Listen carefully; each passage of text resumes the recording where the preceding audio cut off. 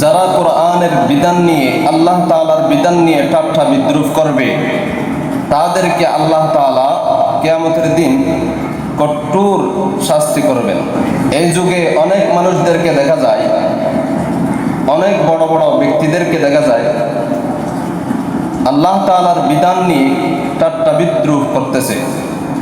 ঠিক তেমনিভাবে নবী করিম সাল্লাল্লাহু আলাইহি ওয়াসাল্লামের যুগেও মানুষ কোরআনের বিধান নিয়ে ঠাট্টা বিদ্রুপ করত। এজন্য আল্লাহ তাআলা কোরআনের মধ্যে একটি কোরআনের আয়াত নাযিল করেছেন। সেই কোরআনের আয়াতের মাধ্যমে তাদেরকে সতর্ক করে দিয়েছেন যে যারা আল্লাহ তাআলার হুকুম আহকাম নিয়ে ঠাট্টা বিদ্রুপ করবে তারা একটি কুফরি কাজ করেছে। আল্লাহ তাআলা বলেন, কুল আবিল্লাহি ওয়া আয়াতিহি ওয়া রাসূলিহি কুনতুম তাস্তাহজিউন লা তা'তাদিরু ক্বাদ কাফারতুম বা'দা ঈমানিকুম। হে নবী, আপনি বলে দিন, তোমরা কি আল্লাহ তাআলার হুকুম নিয়ে আল্লাহ তাআলার সহিত এবং আল্লাহ তাআলার আয়াতের সহিত এবং রাসূলের সহিত ঠাট্টা বিদ্রুপ করতেছো? এবং এরপর বললেন, লা তা'তাদিরু ক্বাদ কাফারতুম বা'দা ঈমানিকুম। আল্লাহ নবীকে আরো জানায় দেওয়া হলো, যখন এ হুকুমে কথাটি তাদের সামনে বলবেন তখন তারা উজর খাওয়াকি করবে। তারা বলবে যে আমরা তো এইরকম কথা বলিনি, সেরকম তারা উজর খাওয়াকি করবে। কিন্তু আল্লাহ তাআলা বলেন, লা তা'তাদিরু ক্বাদ কাফারতুম বা'দা ঈমানিকুম। তারা যে উজর খাওয়াকি করবে, মুনাফিকরা উজর খাওয়াকি করবে, সে উজর খাওয়াকিকে আপনি গ্রহণ করবেন না, বরং তারা ঈমান আনার পরে একটি কুফরি কাজ করেছে, কুফরি কাজের মধ্যে লিপ্ত হয়েছে, সেটা মানুষদেরকে বলে দাও। তো এই যুগের মধ্যে যারা ঈমান আনার পরেও আল্লাহ তাআলার বিধান নিয়ে ঠাট্টা বিদ্রুপ করে তাদের হুকুমও সেই রকম হবে, অর্থাৎ তারাও একটি কুফরি কাজ করেছে। আল্লাহ তাআলা বললেন, ক্বাদ কাফারতুম বা'দা ঈমানিকুম। তাদেরকে বলে দাও, তোমরা ঈমান আনার পরও কুফরি কাজ করেছো। ঠিক তেমনিভাবে এই যুগের মধ্যেও যারা কোরআনের বিধান নিয়ে ঠাট্টা বিদ্রুপ করবে তারাও ঈমান আনার পরেও কুফরি করেছে, কুফরি কাজ করেছে। সুতরাং তাদের উচিত হলো সেই কুফরি কাজ থেকে ফেরত আসা এবং সেই কুফরি কাজের কারণে যে গুনাহটা হয়েছে সেই গুনাহ থেকে তওবা করে নেওয়া। যদি এই যুগের মধ্যে খেলাফতের যুগ থাকতো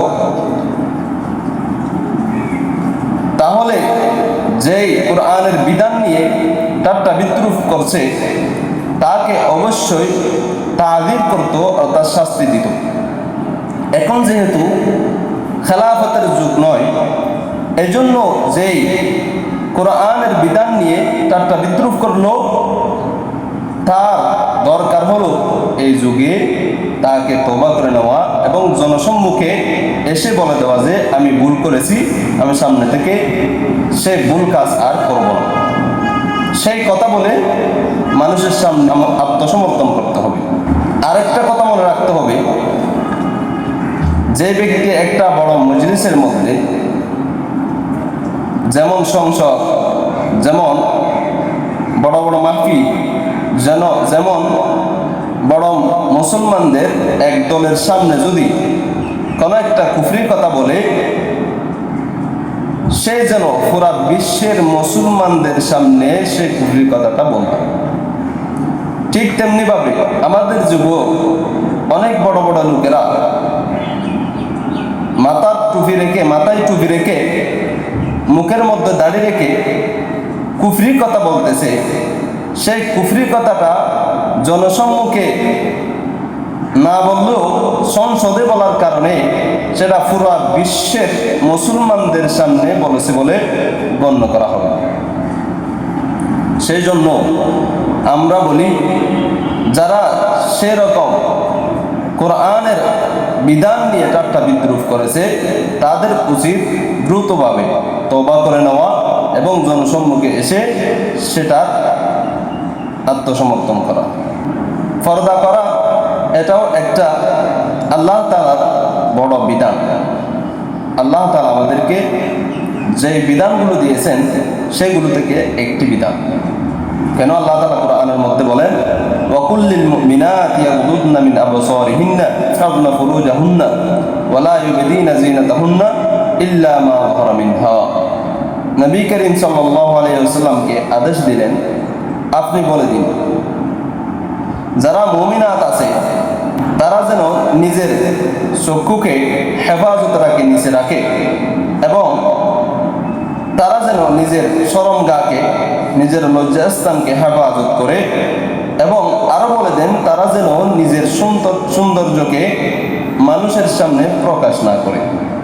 এই যুগের মধ্যে চেহারা খোলা রাখা এটাও একটা জিনত, সৌন্দর্য জাহের করার মধ্যে থেকে হয়েছে। কারণ এই যুগের মানুষ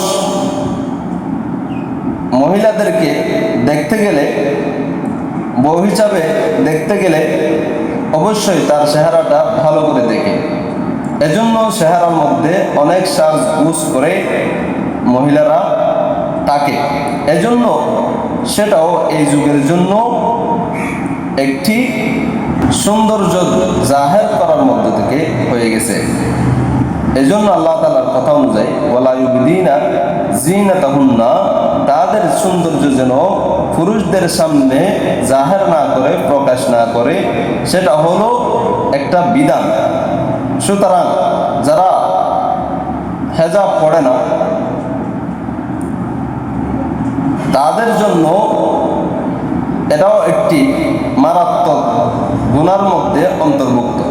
কারণ সেটার দ্বারা পুরুষরা মজা ভোগ করতেছে, পুরুষরা সেটার দ্বারা উপকৃত হচ্ছে, তারা সেটার দ্বারা স্বাদ গ্রহণ করতেছে, সেটার দ্বারা পুরুষরা সেই মহিলার দিকে আকর্ষণ হচ্ছে। এজন্য সে মুখমণ্ডলটা দেখানো এই যুগের মধ্যে মহিলাদের জন্য একটা জিনত, সৌন্দর্য জাহের করার মধ্যে থেকে হয়ে গেছে, যার ফলে সেই মুখটা খোলা রাখা এই যুগের মধ্যে পুরুষ মহিলাদের জন্য জায়েজ নাই বলে গণ্য করা হলো। সুতরাং এই যুগে যারা সে হেজাব নিয়ে, সেই পর্দা নিয়ে, পর্দার বিধান নিয়ে ঠাট্টা বিদ্রুপ করবে, তারাও সেই গুনার মধ্যে অন্তর্ভুক্ত হবে। সে যেন এই যুগের মধ্যে একটা আল্লাহর বিধান নিয়ে ঠাট্টা বিদ্রুপ করেছে, এজন্য সে একজন কুফরি কাজের মধ্যে লিপ্ত হয়ে গেছে। এজন্য এই যুগে পর্দার বিধান নিয়ে ঠাট্টা বিদ্রুপ করা একটা কুফরি। আবার এটাও মনে রাখতে হবে যে কুফরি করলো সে কাফের হয়ে গেল সেরকম নয়, বরং যে কুফরি করলো তার ভিতরে একটা মুসলমান হওয়া সত্ত্বেও কুফরি খাসলত, কুফরি অভ্যাস চলে এসেছে, সেই কারণে সে কাফের হয় নাই, বরং সে কুফরি কাজটা থেকে তাকে বিরত থাকতে হবে এবং ফেরত আসতে হবে। তাকে সে কুফরি কাজ যদি তার হয়ে যায়, তাকে সেই কুফরি কাজের কারণে তওবা করতে হবে। এটা হলো এই যুগের বিধান।